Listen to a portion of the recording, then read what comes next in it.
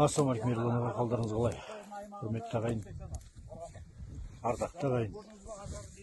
Күні бүгін 7 маусым 2026 жыл. Жетісу облысы Ақсу ауданы Қапал мен Арасан деген екі елді мекеннің ортасында Баян-Жүрек деген тау бар. Сол Баян-Жүректің төбесінде күні бүгін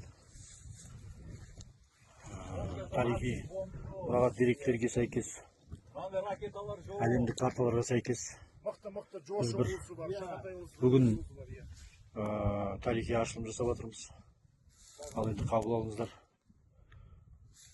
Осы Қарақорым жерінде Ордабалық пен Қарақорым дейді. Қапалдың орны Ордабалық, Арасанның орны Қарақорым. Осы Ордабалық пен Қарақорымның екі ортасында Баян-Жүрек деген таудың төбесінде Шыңғысхан бабамыздың бейіт басы табылды. Бұлай деп айтуға барлық негіздер бар.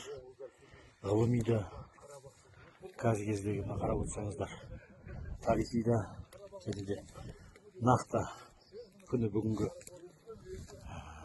тастардың көрінісі, бейне көріністегі бүкіл табиғи дәлелдермен пара-пара келіп тұр.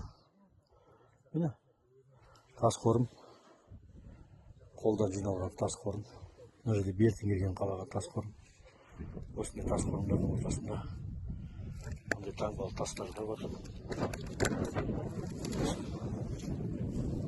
Арқар таңбалы тастар. Осы тастардың ортасында